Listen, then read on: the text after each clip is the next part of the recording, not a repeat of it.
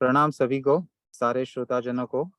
और खास करके स्वागत करते हैं सुधीर जी आपका। आज हमारे सुधीर जी हमारे आज के एक्सपर्ट गेस्ट स्पीकर है आज के सेशन के। और आज के सेशन की हम शुरुआत करते हैं। आज का हमारा जो मंथली वेबिनार है वो है it's about the future scenarios for humanity. अब इसको थोड़ा सा अगर मैं सरल भाषा में अगर बताऊं तो इसका सीधा संबंध लगता है ये हमारे जो जैन दर्शन में गृहस्थों के 11 व्रत है उसमें से एक व्रत है जो है दिक् परिमाण व्रत।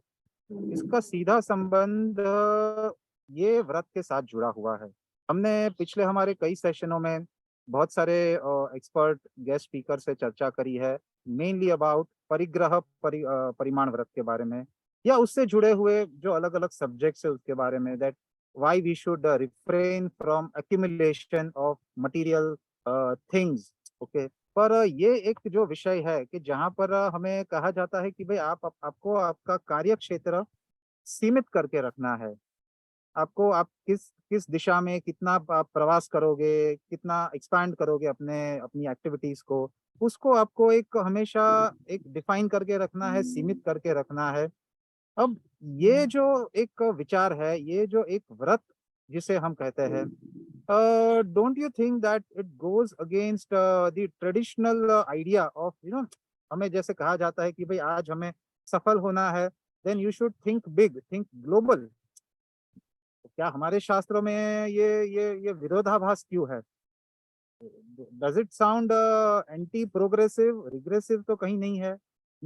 या फिर कहीं ऐसा नहीं लगता कि भाई ये वो हो सकता है ये आउटडेटेड है, या it's not relevant in today's time? तो आज का जो हमारा विषय है वो इन्हीं सारे सब्जेक्ट के ऊपर एक एक डिटेल्ड एनालिसिस एक हमें प्रस्तुत करने वाला है। बहुत ही एक यूनिक सब्जेक्ट है, और एक एक प्रॉपर फ्रेमवर्क के तहत हम इस सब्जेक्ट को आज एनालाइज करेंगे। और उसके लिए हमारे जो आज के हमारे वक्ता है, मैं उसका स्वागत करता हूं और उसका मैं आपको परिचय दिलाता हूं। Mister Sudhir Shetty. Sudhir ji, by qualification he is engineer as well as MA in political science। ये अपने आप में बहुत बड़ा एक यूनिक कॉम्बिनेशन है। He had very outstanding academic career as a professor at Wilson College, MIT College at Bandra, and he has taught at Mumbai University in various courses, whether it is MA और environmental management, mass media हो, अलग अलग विषयों में उन्होंने बहुत अच्छा पढ़ाया भी है और रिसर्च भी किया है। At the same time he is a social entrepreneur and founder of a think tank organisation known as orb trans research and broadcasting foundation. अब ये जो इनकी संस्था है, इनकी ऑर्गेनाइजेशन है, वो हमारे आज के जो एक I mean the human civilisation is going through variety of crisis.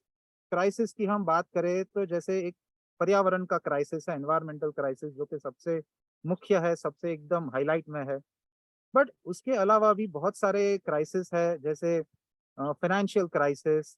हमने रिसेंटली हमारे पड़ोसी देश है श्रीलंका का एक उदाहरण देखा है कि how that spilled over into various other crises, starting from that foreign exchange crisis से शुरुआत हुई, financial crisis, then energy crisis, बहुत सारे अलग अलग संघर्ष जिससे हमारे आज के पीढ़ी को गुजरना पड़ रहा है। तो इन सब ये सारे जो कॉम्प्लेक्स इश्यूज है, how they are all interconnected and how it can be structured into a proper framework, so that we can decide how we are going to respond to this crisis, different variety of crisis which may not sound so interconnected, but finally somewhere कहीं ना कहीं वो सबके एक dots कहीं ना कहीं मिलते हैं।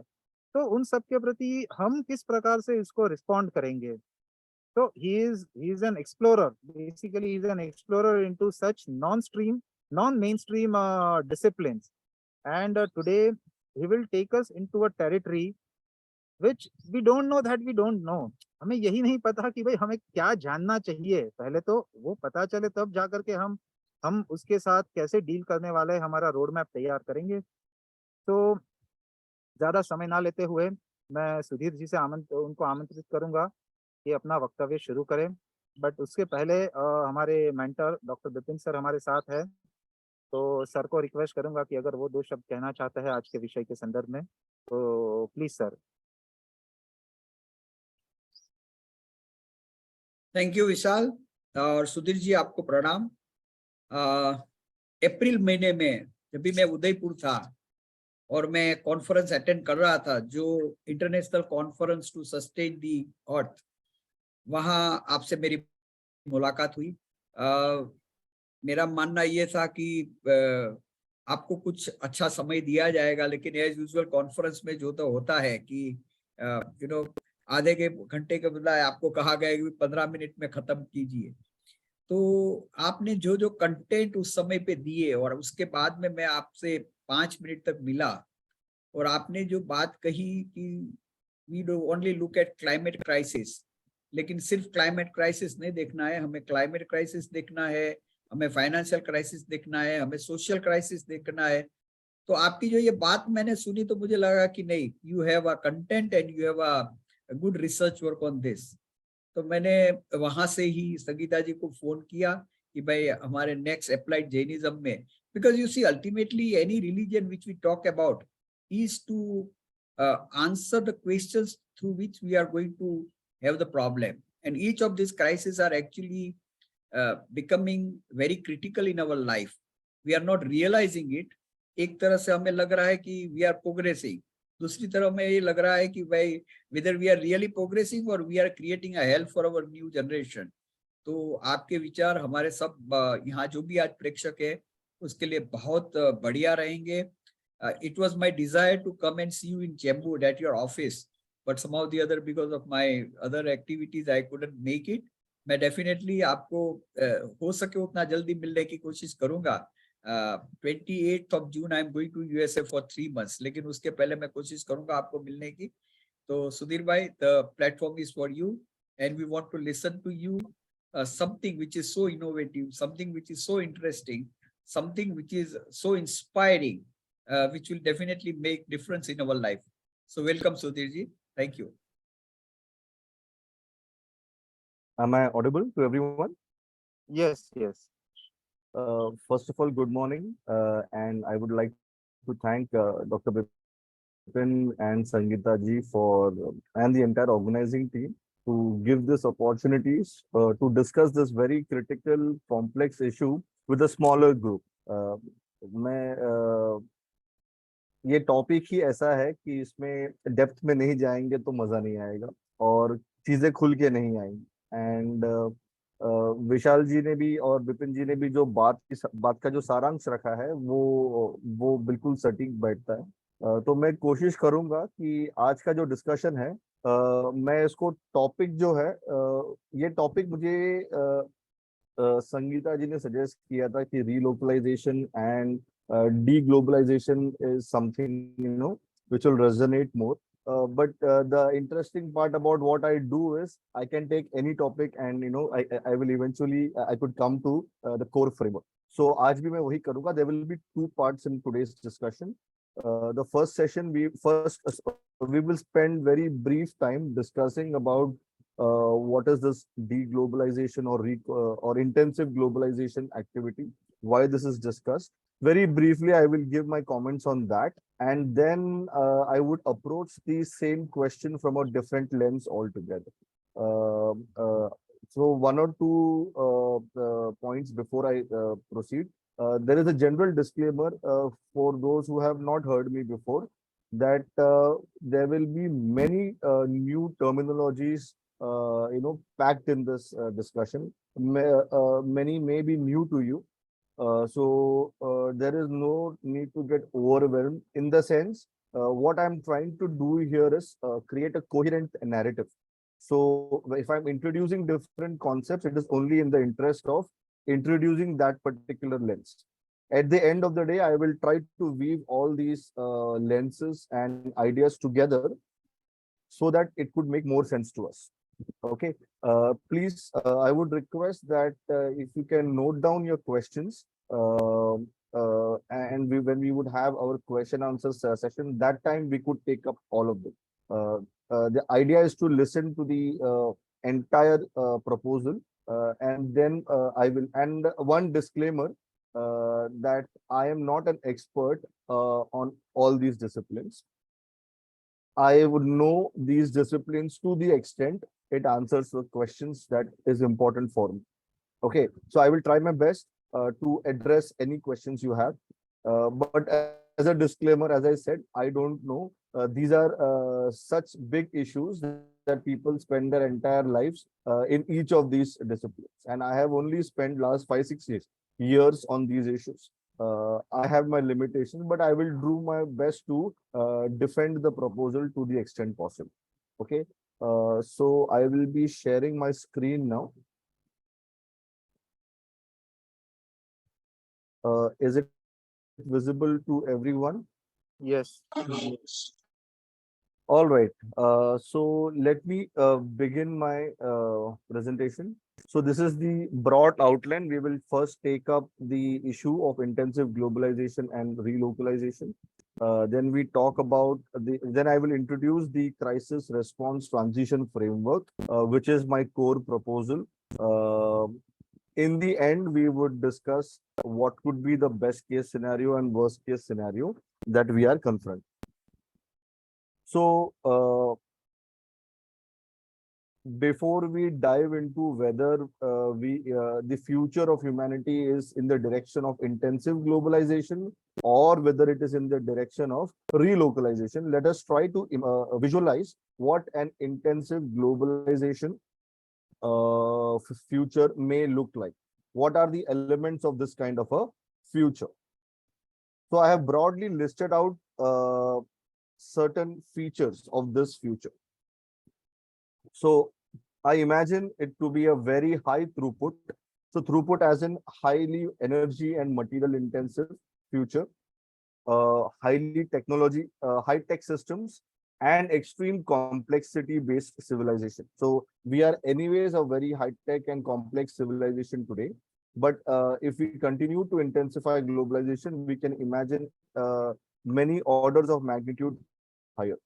Secondly, we can also imagine centralized institutions like the world governance, IGOs, international, intergovernmental organizations, state, nation state, military, all these institutions, we can imagine them strengthening even more.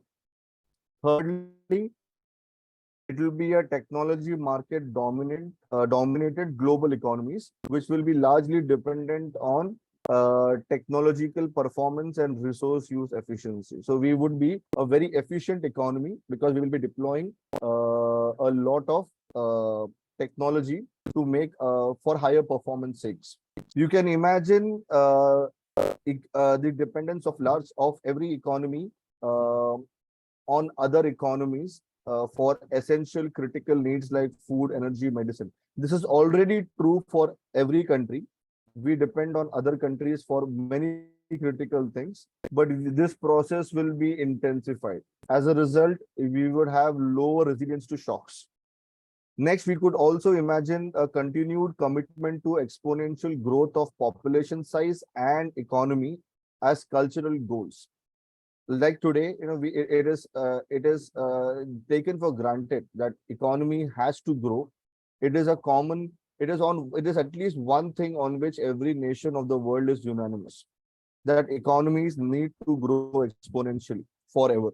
There is absolute unanimity. So we can see this happening. We are already predicting that by 2050, the global economy would be double its current size. Okay. So we are doubling populations and we are also doubling economies at an exponential pace. We can see continued reliance on fossil fuels. And of course, I do not see renewables, new renewables like solar and wind replacing fossil fuels, but they will be an additional source of energy consumption. Relative decoupling, that means environmental destruction and economical growth. That kind of relative decoupling is possible, but overall we will see ecological overshoot happening and pollution also increasing. One very important trend that would go up is domination of artificial intelligence in almost all aspects of economy.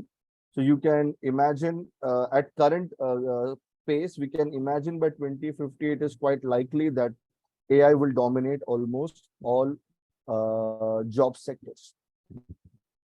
And lastly, materialism, science, and technology will remain dominant cultural value systems. Okay, so this is the path that I see. If we move towards intensive globalization. What about uh, relocalization? What about What does relocalization even mean?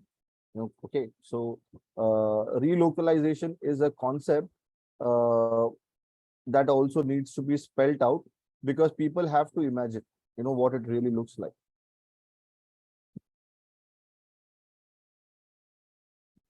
So a deglobalized or relocalized world would be very low throughput. That means compared to today, the energy and material consumption would be much lower.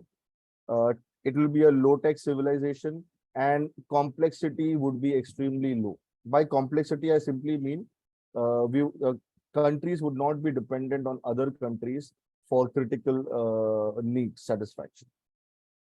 Basically, absence of long supply chains. We would also see in this world centralized institutions losing their power and relevance.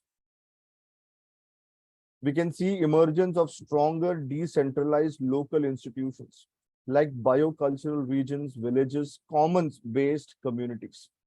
Now, commons-based communities have been historically the nature of our civilization, but post-industrial revolution, commons-based communities have disappeared. So we can see kind of an emergence in this scenario. Local economies committed to resilience and self-sufficiency. Okay, that is, most of the production and consumption would happen locally, and the trade, of course, trade wouldn't disappear, but it would not be at current levels. People spend majority of time and energy on survival needs, basically food, water, shelter, security, and with very little surplus for discretionary needs. Entertainment, sports, arts. This is something very advanced, and I don't see relocalization would have that amount of social surplus. And lastly, this is something I'm increasingly drawn towards: re-emergence of nature and religion as society's binding forces and value systems. When current uh, institutions like science and centralized institutions, when they disappear from the scene, society will eventually fall back on systems which have worked in the past. But I do not intend to see going us back. Okay, so I'm seeing a phenomenon wherein we carry the gains of industrial civilization, science, and then we carry these traditional values also with us. So this is broadly what it looks like. Okay, if we go on the path of intensive globalization, what the world might look like, and if we are going along the path of relocalization, what does the world look like? Now, I would like to bring in the context why this is discussed, why people are suddenly discussing globalization or deglobalization. See, because there are two kind of groups of people who are doing this conversation. One is a knee-jerk policy response. There are certain things which have happened in the last 6 years or 7 years, because of which there is a pushback to globalization. We saw a lot of benefits coming from globalization, but now there is a lot of pushback. People don't like every aspect of globalization. And secondly, there is an ideological demand. There are a lot of groups who have been demanding a move away from capitalism and globalism right from the 1950s and 60s, perhaps. So it is this group which has always preferred localized, low footprint, ecologically sensitive way of living. So the demands are coming from both these areas. So let us mainly focus on the knee-jerk policy response from which this whole debate emerges. So when this begins, is this debate intensifies approximately around the time Brexit happens. Britain chooses to leave European Union, and Trump election. And since then, we are seeing a lot of right-wing political parties coming to power all over the world. So one diagnosis is that globalization has not worked for everyone, and many people are left behind. And these elections represent that, people wanting to go back to old ways. So let's make America great again, bring back the jobs, this kind of thing. Okay. So this is a big pushback which came from this phenomenon. Then most importantly, this intensified further from the COVID-19 pandemic onwards, and then Russia-Ukraine war. Both these phenomenon, both these incidences brought some very important ideas or made people realize that countries and businesses are extremely thin. They are very vulnerable to supply chain shocks. See, most of the global economy today runs on just-in-time supply chain. That means you don't have a great inventory, big inventory in your factories. You order it, and your supplies come in on short notices. But these two shocks made us realize that it is not acceptable. We can't be manufacturing medicines with all the critical ingredients, majority of it coming from some other country. If it is not able to supply, then your manufacturing process itself stops. So there is a lot of pushback here also. A very good example is European Union passing this Net Zero Industry Act, wherein they are saying that they will only source solar panels from those companies which do, or those countries which do not have more than 65% market share. So basically, they are saying we will pay a premium for solar panels, but we will not buy it from China because China is unreliable. Either due to supply chain shocks or due to geopolitical risk.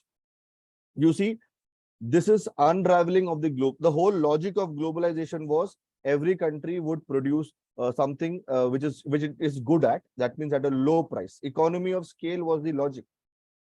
But now suddenly people are realizing economy of scale is good, cheap goods are good, but that makes us super vulnerable. So let us now try to make the supply chain shorter, even if it means goods becoming expensive, products becoming expensive.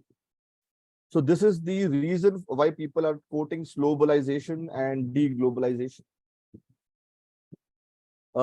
Thirdly, tech infrastructure divide. Now, everybody realizes that there is a huge superpower struggle between China and USA on the technological front, especially the 5G telecom sector and the artificial intelligence sector.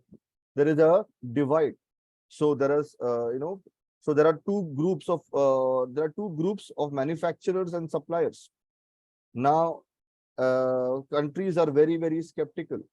Countries are very, it is like the Iron Curtain of the Cold War days. People have to now choose sides, whose technology to buy, because geopolitical risk can make countries vulnerable. So this is also the reason why people are, questioning the globalization. Globalization simply meant so far that every country will trade with each other, and they will not bring in politics or geopolitics in this trade. So you can safely rely on imports. But with these new multipolar situations emerging, this is a huge doubt. And this is the ultimate, nail in the coffin, the geopolitical risk. The example of USA banning Russia from SWIFT during the Russia-Ukraine war. This was like an eye-opener for many countries in the world. Everybody thought that these big technologies are like neutral. They're politically neutral. So we could always use them and we can rely upon them. But this war demonstrated that if you're not on the side of the superpower, which controls this technology or the infrastructure, then you could also be treated just like Russia. So then countries start talking about their own, technological infrastructures. But the moment every country goes away from common infrastructures, then globalization also recedes. It is not possible if everybody has their own standards, everybody has their own communication infrastructure, etc., etc. Uh, countries trying to move away from petrodollars. These are all examples. So there are a lot of examples why this whole discussion is taking place of deglobalization. So I have certain, and lastly, the debt crisis, which was discussed earlier. Uh, what happened in Sri Lanka? What happened in Pakistan?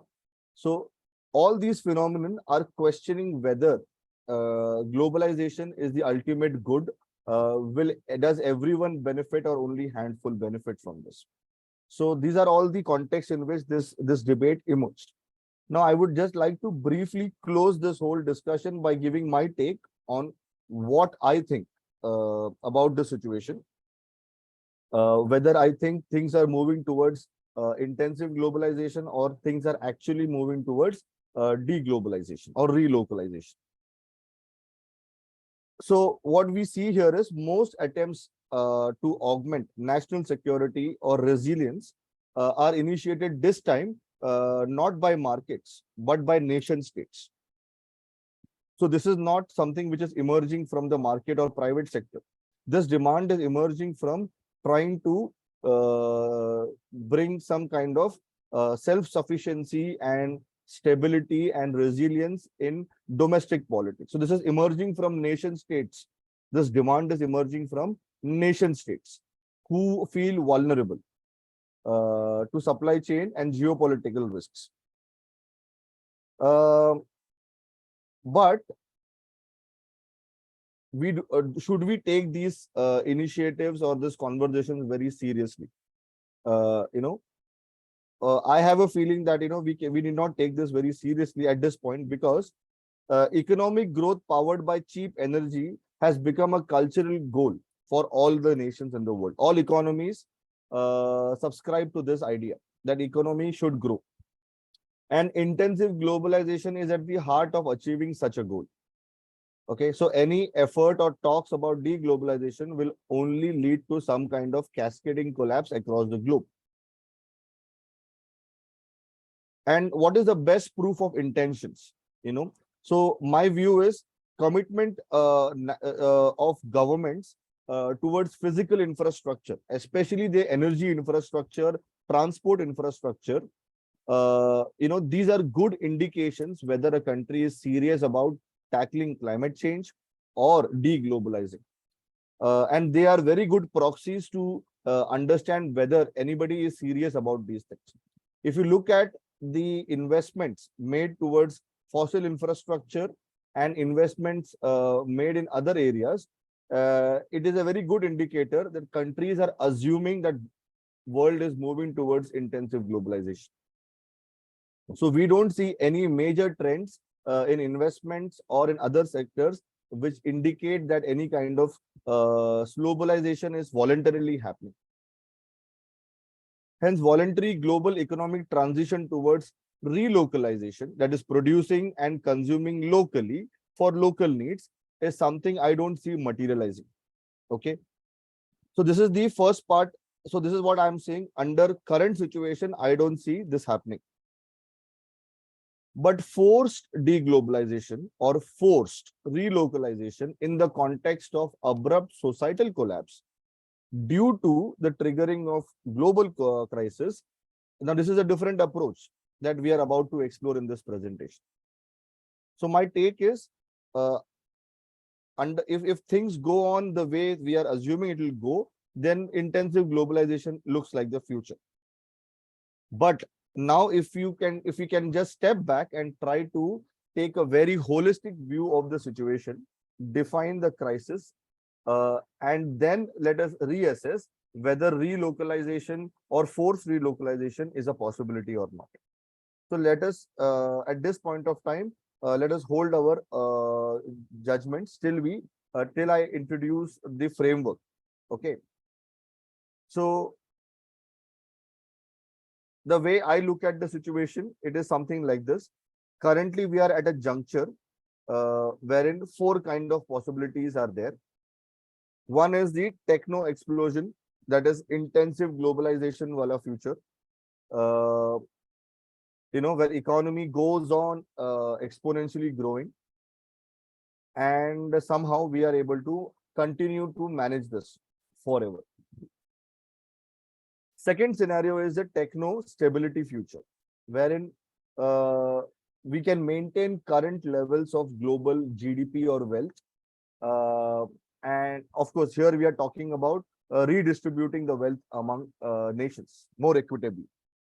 Okay, but we can certainly maintain current levels of prosperity. This is the mainstream take right now. This is where there is maximum consensus in the world that we can, if we are able to stabilize ourselves. So the mainstream is somewhere between techno explosion and techno stability. This is where majority of the energy and time is spent, and money and resources are spent today. Then there are two more scenarios. One is a creative descent. Creative descent as in we voluntarily collapse, voluntarily degrowth or shrink the size of the economy. Okay. Now this is the third scenario where we do this voluntarily, or in our language we could say voluntary relocalization. And then there is a last scenario of abrupt collapse. We don't do anything. We go on with business as usual, and abruptly system starts or economies start collapsing. Okay, without recovery. So you see, we move in terms of social wealth. We move to pre-industrial levels of energy as well as social wealth. So we will come back to these four trajectories for human civilization at the end of this presentation. Okay, seeing where it takes us. Now, let me bring your attention to the principal crisis that we are facing today, and I'm calling it crisis in sense making. And here I would like to present this idea through this very famous parable. I am sure everybody must have heard at some point in their childhood about this parable of the six blind men and the elephant, wherein the six blind men are asked to describe the elephant based on the part of the elephant they are touching. Okay. So it is but obvious that everybody describes the elephant differently. Okay. So elephant, we know, or a person who has eyes, who can see it, knows for sure the elephant is neither it is neither a pipe, nor it is like a wall, nor it is like a pillar. Okay. Nor is it is like a brush. Someone who has seen an elephant knows elephant is none of these things individually, but it is something totally different. So right now, this is what is happening when we are diagnosing what is the problem with the civilization. People with different lenses or people from different dimensions are analyzing the crisis in their own way. So there is an ecologist would define the entire problem in terms of environmental destruction, resource depletion, etc. An economist would describe everything in terms of resource efficiency and economic growth, prosperity. You could have a complexity science expert defining it in a different way. A technology guy, a person from a technology background, would try to solve this or define the problem in a different lens. But what happens is when we do not factor in the constraints posed by all the dimensions, or at least all the important dimensions, what happens is the scenarios built up by each of these dimensions are not realistic anymore. So what is required at this stage is to understand that the crisis is not restricted to climate change. It is not restricted to peak oil. It is not restricted to financial debt crisis. It is not restricted to artificial intelligence or artificial general intelligence alone, or nuclear or etc. So what happens is there is just too much of clutter in terms of problem or disease diagnosis. There is a lot of clutter. So what happens is there is a saturation. We know for sure that more information does not necessarily lead to any behavioral change. Many times it leads to mental shutdowns. So this is something which I was suffering from 6-7 years ago, because I was not able to figure out, because if you hear one expert, that person looks correct. And then when you hear another guy defining another problem, that person also looks correct. Sometimes two experts disagree on the same crisis definition, and then both look correct. So this leaves common people like us confused. So the number one requirement here is, how do we diagnose and how do we make sense of the crisis, and how do we prioritize those risks? Unless we do this, the second step of responding to it is very difficult. Very difficult. We will never reach the second step because we will go on fighting with the step one. So the crisis response and transition framework that I was able to conceptualize is basically an empowering tool. It's a sense-making tool, which and a consensus-building tool. It empowers anybody and everybody to filter out useless information, distracting information from useful one, so that people can make up their minds on something. You don't need to be an expert to decide whether Green New Deal is useful or not useful. Okay, you don't have to outsource it to a scientist anymore. And unless we have something like this, so my hope is that after the presentation, each one of you will be then able to look at policies, proposals, strategies which are thrown at you. You will be able to classify them on your own and zero in on something that you think now is sustainable and it is worth the effort. Okay, so we will try to unravel this elephant. What is this elephant? What does it look like? And the beauty about this is something like this. I normally give this example. There are a lot of stars in the sky at night.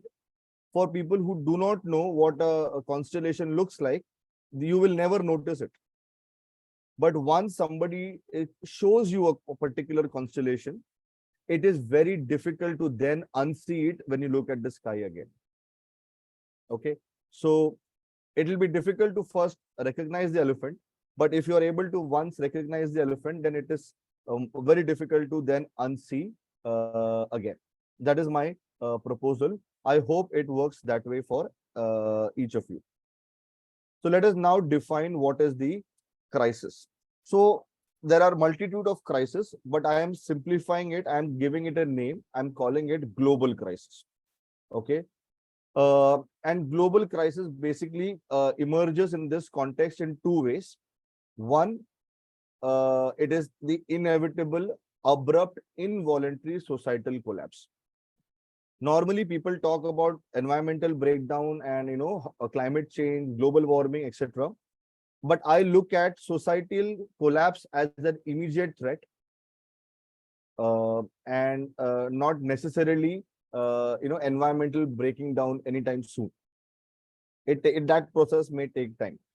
So the first part of the risk that global crisis is about is the inevitable, abrupt, involuntary societal collapse. And by collapse, I'm trying to say here, centralizing institutions like state and markets will disappear. They will become dysfunctional on a what do you call, on a more or less permanent basis. How do we operate when these two important institutions are dysfunctional? We call that situation as societal collapse. Okay, and then the second aspect of global crisis is a probable biospheric collapse. Okay, by which I mean accelerating towards the sixth mass extinction event. So in short, global crisis is basically these two risks: risk of societal collapse and risk of biospheric collapse. Okay, so within this, I will try to incorporate as many different trigger points coming from all dimensions. Okay, so I hope this point is very clear that this is what we are trying to avoid, or this is what we are confronting. Okay. Now let me introduce the elements of global crisis. So as I said, global crisis is a multi-dimensional lens. So there are four dimensions particularly which I am trying to cover under global crisis. So imagine these four as four missiles heading towards us. And if we are not confronting even one of them, or if we are not able to destroy or avoid even one of them, then each of these risks have the capacity to trigger global crisis. So that means any solution of sustainability, if we talk about, it has to address the risk coming from all four trigger areas. These are our constraints. So whatever strategy and plan we may come about, these are the constraints on the plan. Okay. So we have to, our solutions have to answer whether it is addressing these concerns or not. So let us begin our discussion. I will try to briefly open up on each of these lens just for the sake of introducing.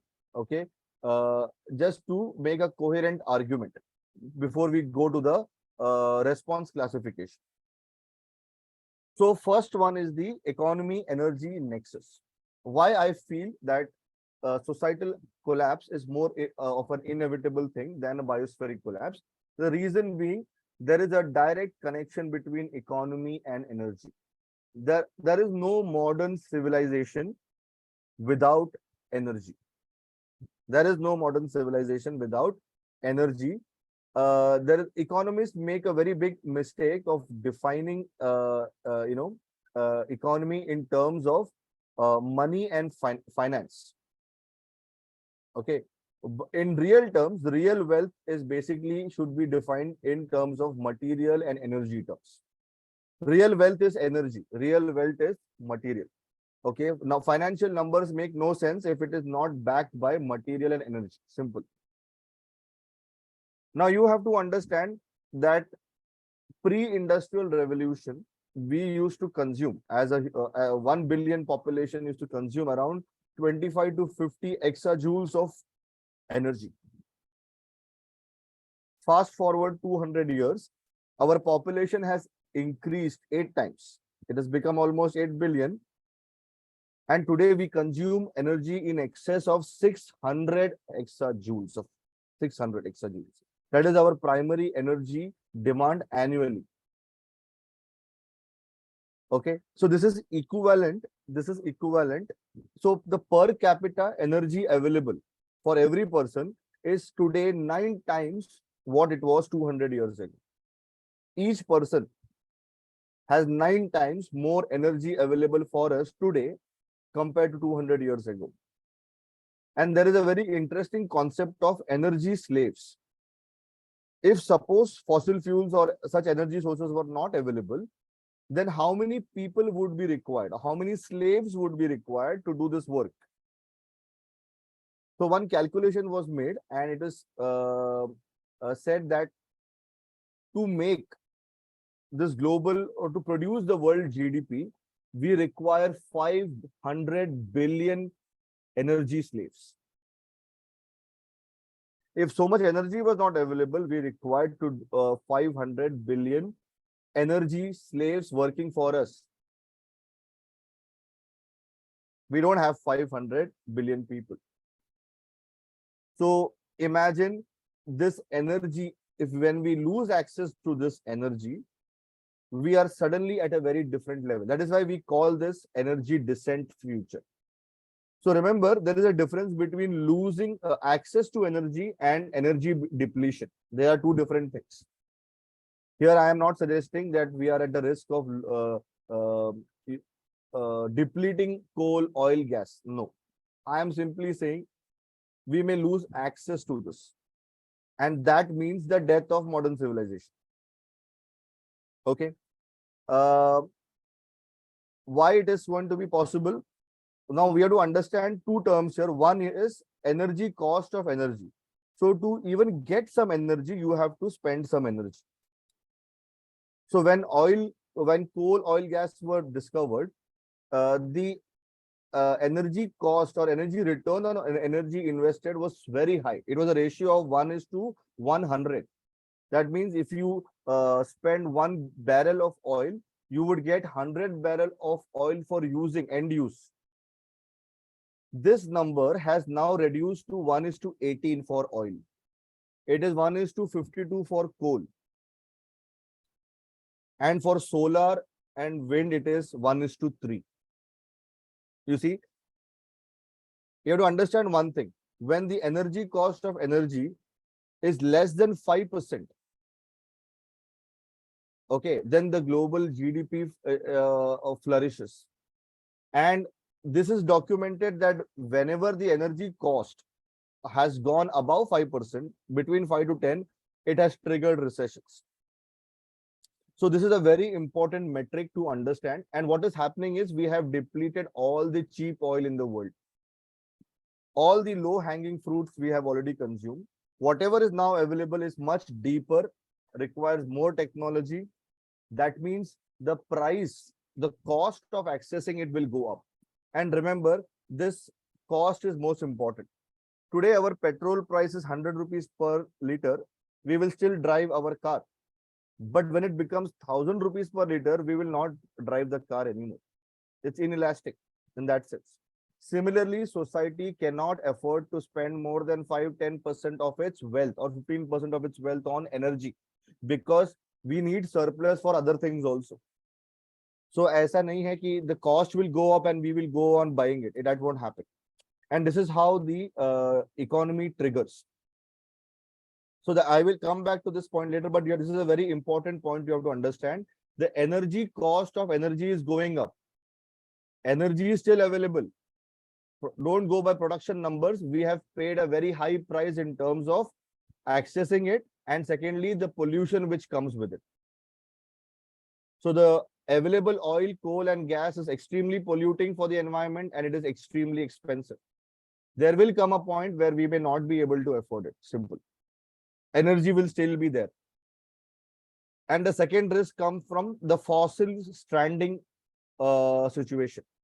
If we take climate change, global warming very seriously, and if we decide we don't want global warming, and we say let's not use fossil fuels, let us keep them stranded, let's not dig them, mine them, then also we are facing the same problem. Modern civilization cannot function without fossil fuels. I will come to this more in the coming slides, but these are very important points. So what we are noticing here is the financial economy is growing. Financial economy is growing, but the material and energy economy is not growing. And it is several times higher than financial economy is several times higher than material economy. So the $102 trillion of GDP that we are talking every day, that is not it is not backed by real assets. So we get confused by virtual assets and real assets. The pension funds and all the stock markets and all of this is not real wealth. It is basically a bubble that we are creating, and we are creating more bubbles like this. At some point of time, this bubble will break. So we talk about Jeff Bezos, the Amazon owner, with $1 trillion wealth. But all of this wealth is basically just numbers. It is not backed by anything real. If he tries to convert it for real assets, there may not be anything real there for conversion. So this is something which happens with every civilization. I will come to this point. So I hope everybody understand, economy and energy are closely connected, and energy cost of energy is becoming untenable at this very point. And there is nothing which can replace fossil fuels to run modern civilization. Okay, we can go into this question maybe in Q&A about why I'm saying so.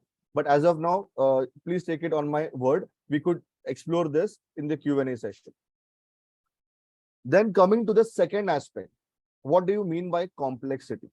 And so for that, I am trying to explain this like this. Just like, so you have an ecology on which simple autonomous human societies have always existed.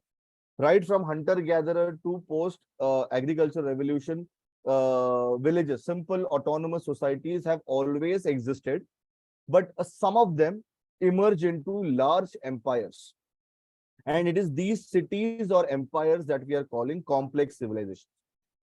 So remember, complex civilizations have emerged, and they emerge on top of simple autonomous societies. Okay. So what is collapse in that context? Collapse is basically simply, see, when a simple autonomous society becomes increases its food surplus, increases its population, roles become specialized, centralized organizations are created, it becomes an empire. So collapse is basically loss of this abrupt, sudden loss of this complexity. So civilizations emerge, they last for a few hundred years, and then suddenly, for many reasons, they collapse. Collapse does not mean everybody dies. It simply means the civilization loses its complex features and becomes once again simple autonomous societies. Why do I say this? Because there has been this long history of civilizations emerging in the last 4,000, 5,000 years. So this is a very important article which was published in BBC. The author was Luke Kemp, and he's analyzed civilizations. And we are familiar more with the Roman civilization here. We are familiar with its collapse. So when Rome collapsed, Rome did not disappear. Rome still exists. It was a empire which spread across 3 continents. Today it is just in Italy. Okay, a city in Italy. So empires collapsing does not mean people die. It simply means it becomes much smaller and simpler. So civilizations on an average have collapsed, and the average lifespan has been around 336 years. So it's a very common phenomenon. Just like species are born, they grow, and then they die. Civilizations also follow that trajectory. Okay. Now, there is something very different about our civilization. Modern global industrialized civilization. This is very different compared to all the other civilizations. How is that? Before that, I would like to demonstrate to you what are the indicators of a complex society or a modern civilization. What do I mean when I say we are a single homogeneous global civilization? These are the indicators. We all have surplus food, much more than what we require, we are able to produce. We have large population. We have nation states with full-time militaries. Once again, we take it for granted. Full-time militaries are taken for granted, but most of history, very few civilizations could afford full-time militaries. But we do that. It's very common today. Urbanization, majority of the population living in urban areas, very uncommon. But today it is true. 24/7, 365 days, we get water in our taps. Pipe water, we take it for granted. Energy, electricity, sewage disposal, we don't worry about after flushing. Now, this is very unprecedented in entire human history. Global supply chain, tourism, people moving around the world for fun. Everybody does it. Leisure, entertainment, space establishment, satellites, all these are indications. This is something very we are the rare. This is the last few generations are the rare. We are the rare exceptions. We sometimes take it for granted that this kind of future is the future forever. But whatever we are experiencing today, in the last few generations, this is a one-time party. It is a one-time lottery for us. And that lottery was the discovery of fossil fuels. It's a one-time bonanza, and we are already enjoying it. A middle class today enjoys more than what the most powerful emperor in the world could enjoy. This is unprecedented, and we take it for granted. There are reasons we can't take it for granted, and this comes to a point that we are very different from earlier civilizations in the sense we are a single civilization. That means our economies are so tightly integrated that if one or a few economies collapse, it will take down others with them. This was not true in earlier civilizations. Other civilizations could parallelly continue without any problems if Rome collapsed. But that is not going to happen in our case. So we are an exception in this sense. If we go down altogether. And this is something which I have I've tried to this is a very important paper published by an author called David Korowitz. He's an Irish scholar on systems and complexity, and I converted his ideas into a visual representation so that it can be you can understand what is it that we call global industrialized civilization. हम बार बार कहते हैं कि everybody is at the service of the system. System जो है चलाता है. ये system क्या है? This is my way of describing the system. ये system है क्या? It is bigger than any prime minister, any president, or any country in the world. We have painstakingly created this system in the last 200 years, but we don't control it today. The system controls everybody. When we created this, we controlled it, but today the system controls us. So there are 6 pillars of this global industrialized civilization. The first pillar is fossil energy infrastructure. I have already described this to you. This infrastructure, right from mining and all the way till last mile consumer use, the entire infrastructure is an important global pillar of this civilization. Secondly, the financial and monetary system. So the energy infrastructure it makes the things go physically around the world. The world actually moves because of energy, but it is the financial and monetary system that is an organizing framework. We organize our activity with the help of finance and monetary system. And the Notebandi was a very good example of this. Goods were there, energy was there, but people had no cash. People had no ways in which they could organize their activity or exchange. People were helpless. Suddenly the system paralyzed. So if banks collapse, if there is no currency available, monetary collapse happens for whatever reasons, the whole system crumbles. Why? Because banks issue credit for trade, international trade, right? So if banks are not able to issue this letter of credit for international trade, global production flows get affected. So remember, in production, it is very important to understand the output of one factory is the input to another factory. So if one input suffers, many outputs suffer in a cascading collapse. This also happened during the Ukraine crisis and COVID crisis. So you have to understand that this is an important pillar of civilization, international trade and banking system. The critical infrastructure I showed you in the previous slide, they are all the critical infrastructure. You notice one thing, even during COVID, none of the critical infrastructure was affected. Internet was functioning, electricity was there. Every major infrastructure was functioning smoothly. It is just that we could operate virtually, so nobody realized the problem. But if something happens and core infrastructure gets affected, then everything gets affected. Economy of scale, I have already spoken about. At the heart of modern global economy is economy of scale. Economic growth requires that goods become as cheap as possible. That is why production is distributed around the world. Whoever can produce the cheapest. So economy of scale is very important. If the goods are cheaper, more people will buy. If more people will buy, then more profits, and etc. etc. Suddenly, if the economy of scale disappears, the way we were talking about deglobalization, then suddenly this whole pillar also crumbles.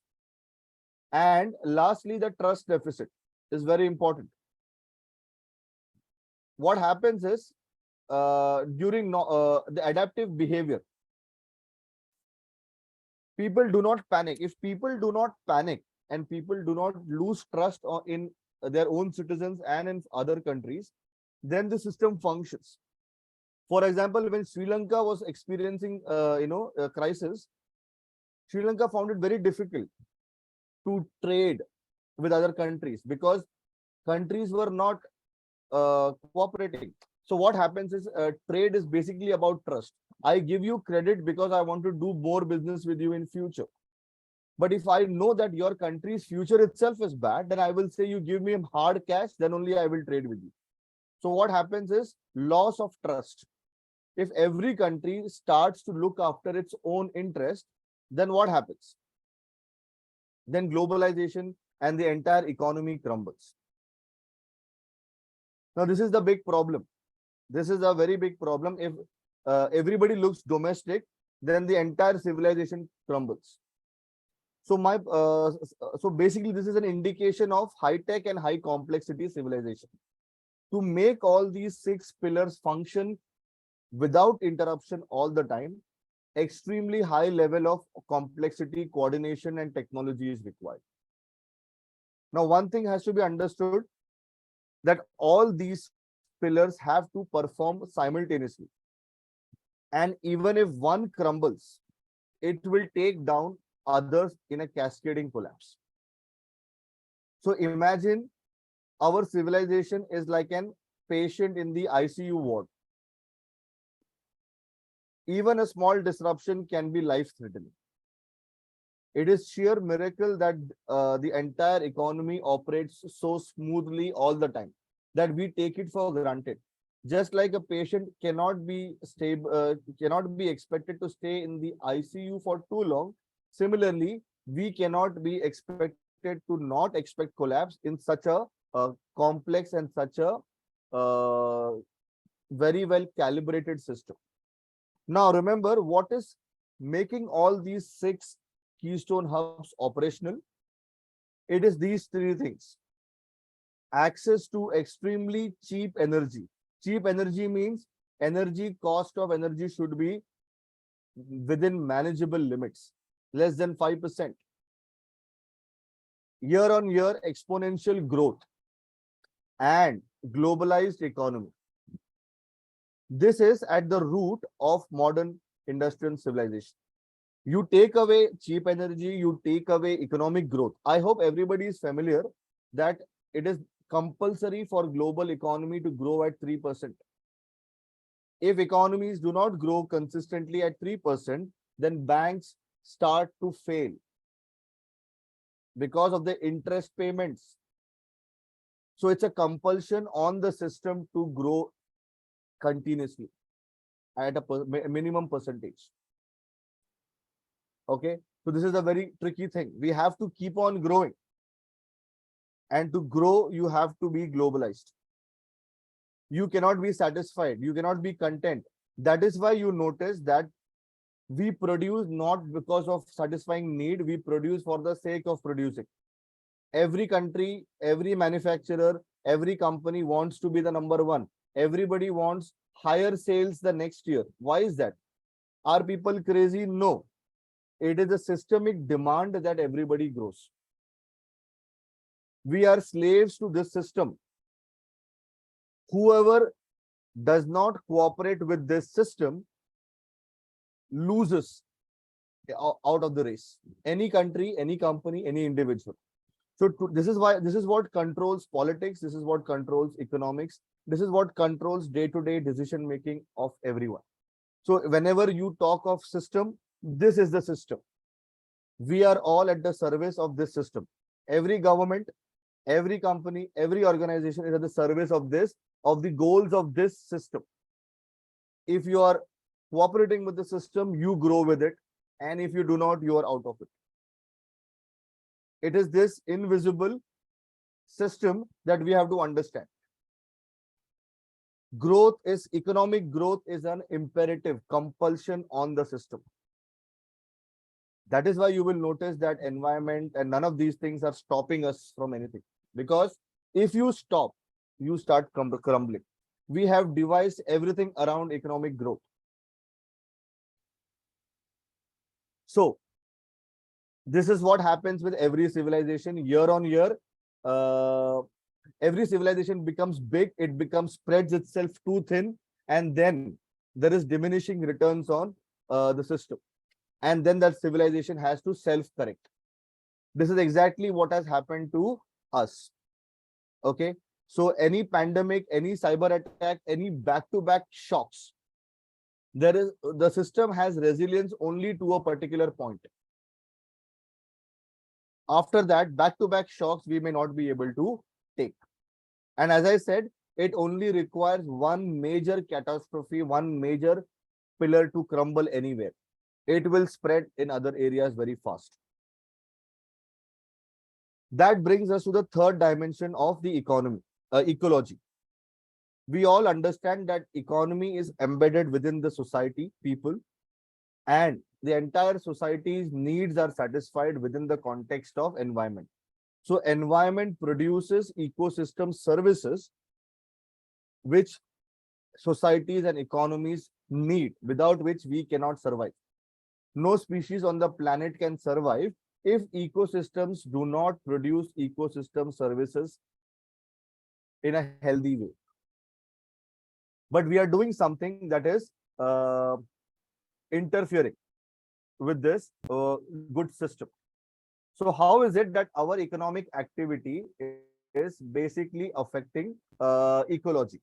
So whenever we say GDP, whenever we say GDP growth, we are basically talking about these 5 processes: extraction, production, distribution, consumption, and then throwing, excretion. So today, this is the economy. Whenever we say economy, economic processes, we are talking about this. So whenever we say GDP is growing, we are basically saying extraction is increasing, production is increasing, distribution, consumption, and waste. Excretion is waste. So we have this linear system currently. So GDP growth का मतलब सीधा है कि we are depending on ecology. There is no GDP growth which is disconnected with environmental degradation. There is a very important term that you have to understand: decoupling. There is this idea among many economists that if a country becomes prosperous, then its economic growth is decoupled from environmental destruction. But there is no evidence for that. So by GDP growth, what are we doing? We are doing 3 things. We are consuming resources, renewable resources, at a rate faster than the replenishment rate of that resource. Matlab, we are consuming fresh water faster than the recharge. Okay, so we are doing many of these things with renewables. We are consuming non-renewable resources like fossil fuels, okay, at a pace which is much greater than the depletion rate of those resources. Okay, and thirdly, we are producing waste which is at a rate many orders of the time higher than the capacity of the system, ecosystems, to absorb those wastes. So whenever we say unsustainability, we are basically talking about these 3 things. Herman Daly, who's considered to be the father of ecological economics, defines it in this way. What is unsustainability? This is unsustainability. consuming faster than replenishment rate, depletion rate, and uh, absorption rate of the waste. So when we do this, we are basically doing what is called as ecological overshoot. So this chart that you see is indicating that we are currently at level C, between C and D. C is the overshoot, limits that we are not supposed to cross. We have already crossed. What is required is that we should be oscillating between A and B. So this is basically the level of resource consumption. This includes everything: energy, resources, etc. So we are consuming many times higher than what we should. Okay. There is this concept of planetary boundaries which explains this very well. Okay. And this is a landmark paper which was written in 2009 by Johann Rockstrom and his team. And this is a very important framework which introduces this idea. Just like human beings have vital stats which indicate the health of our basic health. Similarly, we have the planet which has these dimensions. 9 basically symptoms of the planet which we keep a track of. Okay, so you can notice out of the 9 we have already overshot 4, and climate change is only one of the 9 symptoms. So this is the proof that we have basically overshot planet's capacity. What is required is that we should be within those dotted lines. You can see that's a safe operating space. But we are already exceeded on 4 counts, and other counts we are doing it now, right now. So as globalization intensifies, we are going to be exceeding those limits. And out of these 9, climate change and biospheric integrity are the 2 core symptoms which have a direct effect on all the remaining 7. I don't have time to get into each one of these, so I will skip this part. But the point here you have to understand is we have already overshot on many counts, and climate change is just one part. Phosphorus, nitrogen pollution in the environment, and rate of loss of species, they're already in the red zone. We are already crossed the danger line. So the general health of the planet doesn't look good. And the previous slide explained the connection between our economic activities and environmental limits. 1961, our total humanity's footprint was within the planet's carrying capacity, biocapacity. So biocapacity is basically whatever planet produces in a given year. Ecosystem services produce in a given year. Our consumption was within the capacity of the planet to produce that. Fast forward 60 years, we have now reached 175%. That means we have 75% in overshoot. Imagine bulk of the world population is still not prosperous, and we have already overshot. We are already overshot what the planet can afford. Okay. This brings us to the understanding what happens if we overshoot our limits. What happens? 5 mass extinction events have happened in the past. None of them were caused by any single species. So we are the unique in this phenomenon.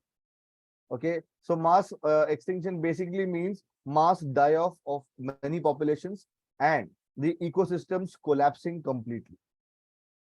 We call it 6. Many scientists are saying that we have already in the 6th mass extinction. We are not going to, we are already. And this phenomenon is called as Anthropocene. Anthropocene simply means that humanity has become a geological force. Okay, we have become a geological force which can either steward the planet or we can destroy the planet. We are the most dominant species in every ecosystem today. Okay, so we have the power of life and death over the planet. And societal collapse is something which was predicted long back. I'm not sure if everybody is aware, but there is this very famous publication of limits to growth in 1972. This was the first mathematical model which demonstrated that if industrial civilization continues under business as usual, then somewhere between 2040 and 2050, we will experience some form of collapse. Okay. This was predicted in 1972. It was heavily criticized because economists and scientists believed that the earth was so abundant that it is impossible for us to overshoot. Fast forward 2017, a Harvard researcher, her name was Gaia Harrington. She rerun the numbers on this study, and she was surprised to notice that the data matches the prediction. We are on track to the prediction made by this mathematical model. So anybody who wants to understand what I'm trying to say here, then Limits to Growth 30 years update is a must-read book. It is very convincing in terms of the numbers and scenario analysis. So what is required for us is to have a one planet civilization or one planet living. Currently, we are living as if we have 2 or 3 planets. Our economies are our policies are such that we are assuming that there are 3 planets.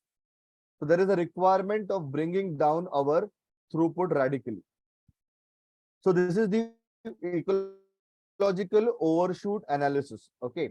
There is this very important point I wanted you to understand, that there is a lot of work going on, and I normally call this work as accountants of the carnage, in the sense we have enough data to know that this trajectory is harmful. But most of the research and most of the work of experts and scientists is moving in the direction to tell us how precisely we are going towards the edge of the cliff. So I don't particularly see any sense in that, because it makes no difference when exactly we are going to fall off the cliff. Once we understand that we are heading for a cliff, that then we need some corrective action or we need some preparation. But becoming more and more accurate in prediction is not something which is going to benefit us in a big sense. And now let me introduce the fourth and very critical dimension, that is, what is the role? Why technology is a huge risk here? I'm talking about dual use exponential technologies: nuclear, artificial intelligence, biotechnology, and nanotechnology. Now, all of these technologies have dual use in the sense they increase the economic efficiency, increase profitability, etc. But at the same time, they're also possible for weaponization. And among these, nuclear and artificial intelligence are the biggest threat. So I will not go into bigger details here, but we have to understand, just like the remaining 3 risks, this is a risk we have to tackle, because this can single-handedly trigger both societal as well as biospheric collapse. The risk of AI is something that we are underestimating, and the pace at which it is improving is beyond the social control. We are, as a society, our systems are so slow to catch up with the pace at which this technology is grown. So to our own detriment, we will be ignoring this. So let me now come to the crux of it. What is global crisis? Global crisis is basically a definition of unsustainability.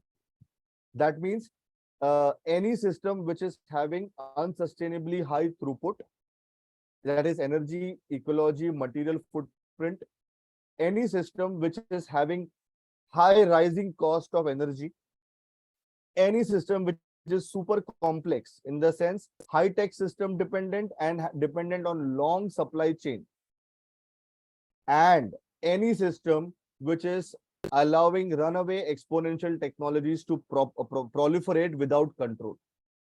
So global crisis is all of these put together. So global crisis is equal to unsustainability. So if this is unsustainability, what does sustainability look like? So any sustainable solution, any sustainable response strategy would have radically lower throughput at the global planetary level. By radical, I mean at least 50% to 70% lower than today. Two, it will be running on renewable energy. So what do I mean by renewable energy? Any system of energy, which can be produced and implemented using renewable energy. So solar and wind are new renewables which cannot operate, which cannot be produced without fossil fuels. So if we are going to have a civilization, then it has to depend on traditional renewables. That is biomass, human animal power, wind, water mills, etc. etc. Thirdly, it will be a low-tech system, simple technologies, and very local supply chains. It won't be a complex system. And lastly, runaway exponential technologies will have no role in such a system. So this is my framing of what sustainability looks like. So three terms are very important. Technologies and so sustainable technologies and solution must be ecologically sustainable, technologically feasible, and financially viable. And most importantly, within the constraints of time and scale. Remember, global warming gives us very limited time. We don't have another 3 centuries to make this happen. So whenever you test any technology, you have to test it on all three grounds. It should be ecologically sustainable. It should be technologically feasible to scale it up, and financially viable. You can't have something super expensive which nobody can afford. Okay. So when we apply these conditions, many of the ideas go out of the window, and we will be left with very fewer choices which are workable. Okay. So based on how I have framed global crisis, now I come to the heart of the responses. So what I have done here is I have classified all global responses strategies into broadly three categories. Currently, what is happening in the world today? Today, we are defining our biggest crisis to be like an energy crisis. What is being said? It is being said that industrial civilization is very good. It is a desired goal. But what is the problem? The problem is fossil fuels. So we will replace fossil fuel with renewables, that is solar and wind, and then everything is perfect. But we know that that is not true, because the operation of the industrial civilization is causing ecological overshoot. It makes no difference whether it is powered by nuclear fusion process, or it is powered by any other cheap and pollution-free source of energy. The real problem is the operation of the global industrial civilization. But the moment you make it an energy problem, then what happens is everybody runs behind solving that problem.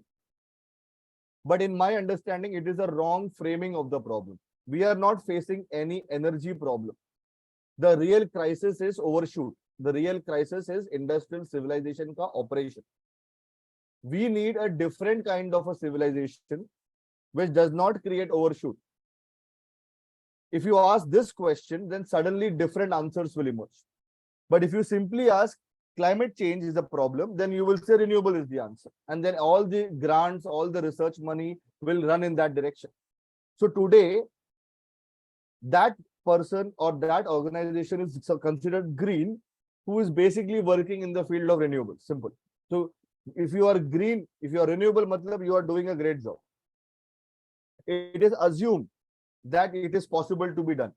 So first of all, what we are saying here is there is enough research evidence that 100% replacement of fossil fuel is currently not possible. Two, even if we succeed in doing that, it does not address global crisis. It does not address ecological breakdown. Then why run in a race where even if you win the race, you're going to lose? That is my way of looking at the situation. Okay. So in short, there are three broad responses that we are throwing at the problem today. Business as usual, it basically is a response which is saying that, fossil fuel is not a problem, economic growth is not a problem, there is no environmental problem. Something like what Trump would say. So there is no problem. Let us continue doing whatever we are doing. More prosperity will solve everything. Okay, more economic wealth, more GDP will lift all the boats and everybody will be good. So no need to change anything. That is a business as usual approach. There are very few organizations and people of this kind. The majority is in the weak sustainability category. Weak sustainability is simply saying that environmental problem is there, but it will be solved by technology and markets. Okay, so you can see all the examples on the right side. Sustainable development, green growth, circular economy, GDP, urbanization, all of this is an example of weak sustainability. It looks like it is solving a problem, but it does not address the core issue. So what is required right now is a strong, sustainable response, which acknowledges that industrial civilization operation itself is a problem, and it believes that markets and technologies do not have the answer to the predicament that we are facing. So we support those efforts which are taking us towards or preparing us for a societal collapse like situation and whatever comes after that. Okay, so if you can look at any proposal, policy or strategy, and if you can classify into BAU, weak and strong, then your job is simplified. Okay, so what is transition? Transition is basically moving away from where we are today to where we want to be, what is more desirable. So this page you can see, these are the examples of what today ji, sorry to interrupt. Yes. अभी और कितना अभी presentation बाकी है? एक 5 minute में wind up करूं? हाँ, because then we should have I know, time for I know, I Q&A know. as well. I, I realize that I will wind up soon, and then we can go for Yeah, Q&A. please. Yeah. So this is what current game A looks like. This is where we are today.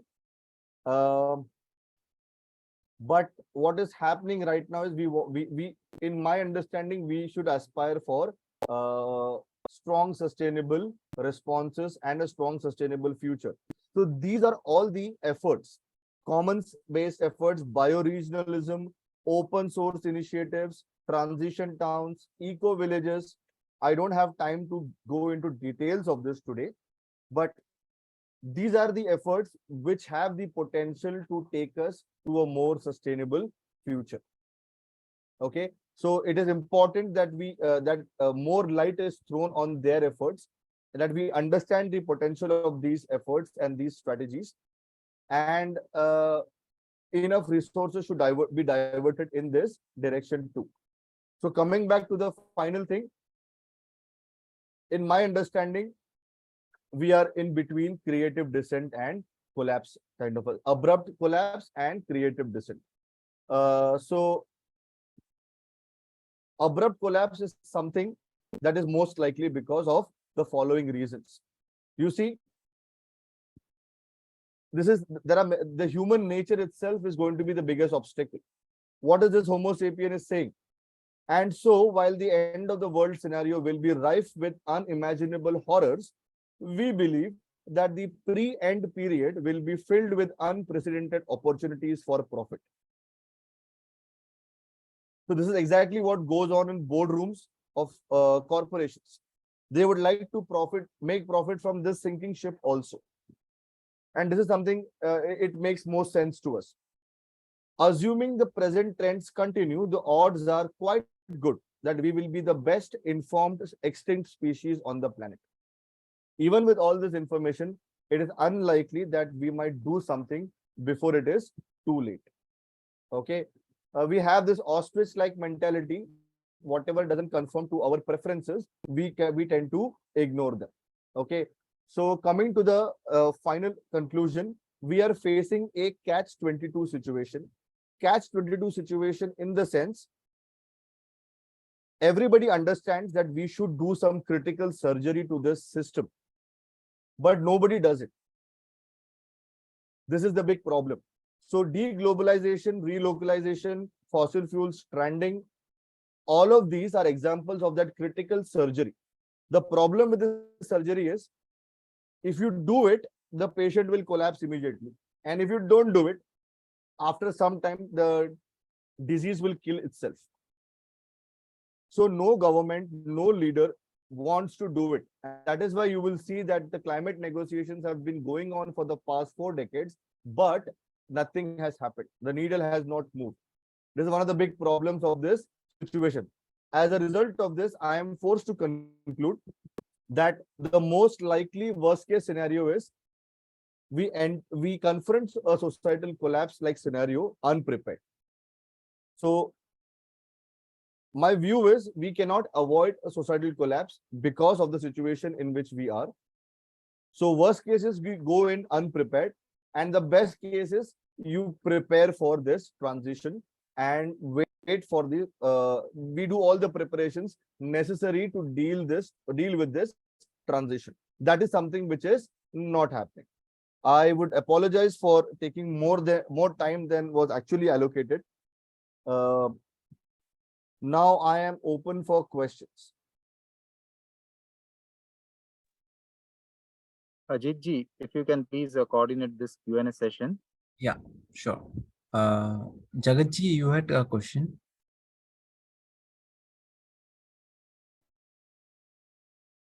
Hello. Pranam Sudhir ji. Hello, am I audible? Yes, you're audible. Pranam Sudhir ji. Pranam. Thank you, Dr. Bipin Bhai and Sangeeta ji, for organizing this wonderful session. It was one of the best I have ever attended on this platform, because I am very close to environmental subjects. Now, what I am trying to highlight is that environment and economics will never go together. That is what I believe. And because we are not carrying along the environmental aspects along with development of all kind. And that is what all has created the problems so far. And they are increasing at a rapid pace. Now, second point is that I believe, just as you, that no technology can solve environmental I problems. would like to interrupt here. I lost your voice. I lost your first point. I could not hear. There was some My net point is connection. that Can you just repeat environment, the first point? yeah, Sudhir bhai, my point is environment and economics, I believe, will never go together. The speed at which development is taking place and human population is increasing, agriculture land is going down, cultivable land is going down, and we will not be able to sustain the population at large with whichever technology we come out with. So going back to nature, and we have many a times discussed on this platform about minimalistic lifestyle. That is the solution, and no politics or government can deliver it.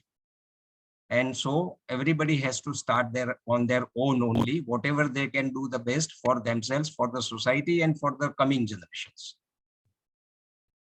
Thank you. I just would like to add to that.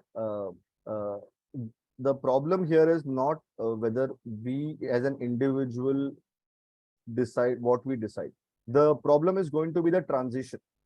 If everybody does not do it, or if enough people do not do it, then individuals making it won't make any sense. That you take a farm, you create your own oasis. When the crisis hits, and if your neighbors are not as prepared as you are, then all your efforts go into drain. So if we are to succeed, then we need a significant mass heading. And I totally agree with you that top-down systems are not designed for addressing this predicament Yes, that we are facing. that's And true. communities are the only hope. There is no safe future for an individual there are only safe communities. So that, because normally what happens when we hear all this, people become preppers and they try to secure themselves. But unfortunately, the problem is so huge that we cannot be safe as individuals. We have to seek safety only in communities. How we do it is the biggest challenge. See, one of the good examples is, say, Mizoram and Bhutan. They are practically carbon neutral. They are going everything along with development, maybe slow and small development, but they are all carbon neutral and living a happy and organic type of life. So that is one successful model which can be at the policy level. If implemented from the top, only then it will make it work. As I Otherwise, said, it's a bad luck that we have taken birth in this generation. yes. So this is the best and worst of time. Thank you. Ruchika ji, you have a So question. we have the best stuff. Ruchika ji, can you unmute?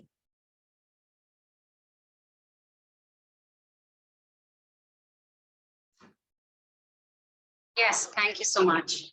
Sudhirji, that was a fantastic presentation. Really, really good. You said that IPCC and COP are the carnage, the accountants of carnage. And I would just want to know your opinion as to why do you say that? I didn't refer them as accountants of the carnage. See, they are anyways compiling the work of other published literatures, peer-reviewed literature. I was referring to the effort of people to scientifically prove as accurately as possible their claims. So my whole point is, even if one day they prove with full accuracy that in 5 years exact time this is going to happen, it will make no difference, because it is not that the policymakers do not understand the risk. It is just, so what much about the problem? It is not okay to talk about alternatives or make a radical shift in alternative. So accountants of the carnage, in the sense, keep everybody busy with the research and work, but at the end of the day, it does not trigger any action work. Right now, the more data or getting sinking in more data is not going to help our situation. Knowing is enough that this is not sustainable. So then the more talk should be about what is sustainable. But then IPCC coming and telling us, oh, we were not, we were wrong, or we underestimated. It will be because most of their data is 7-8 years old. By the time they get published, they are 7-8 year old data. So can you imagine, they will always be, and being scientists, they will be conservative in their report. See, scientists themselves will never say something sticking their neck out. That is the first point. They will always put, play it down. Secondly, whatever IPCC says is a political consensus. It is not a scientific consensus.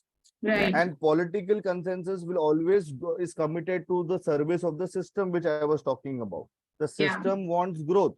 If anything is going to any surgery which affects economic growth, it is not acceptable.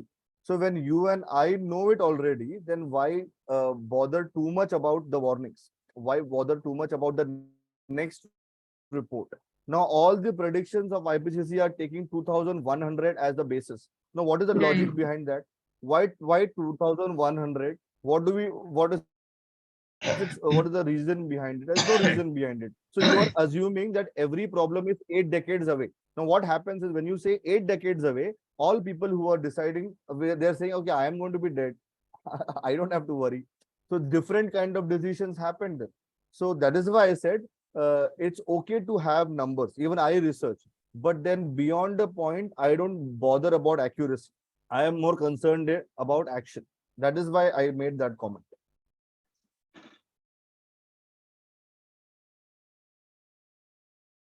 Thank you Ruchika ji.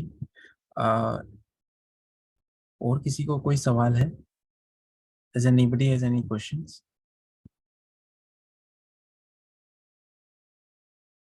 Vishalji? Yeah. So if there is no other question, then we can wind up today's session. It was really a wonderful session. I mean, it raises more question than providing a simple, straightforward answer to the problem that we are facing, and that is because this problem itself is so novel, so complex that requires a lot of brainstorming. I think it's a good beginning. You have provided a very good platform, Sudhirji. I mean, you have introduced us to the problem in a completely different manner, which I mean, the aspects which were not known to us. So yeah, I think it was a very good beginning, and we would love to hear more from you as an extension, in a continuation to what we have already discussed. Thank you so much for your time today, sir, and we look forward to hear you once Thank you, again. One thank more you time. everyone for being patient, and I would be happy to engage Thank you so much. on any of these topics. Thank you, everyone. Thank you. Thank you so much. Goodbye. Bye.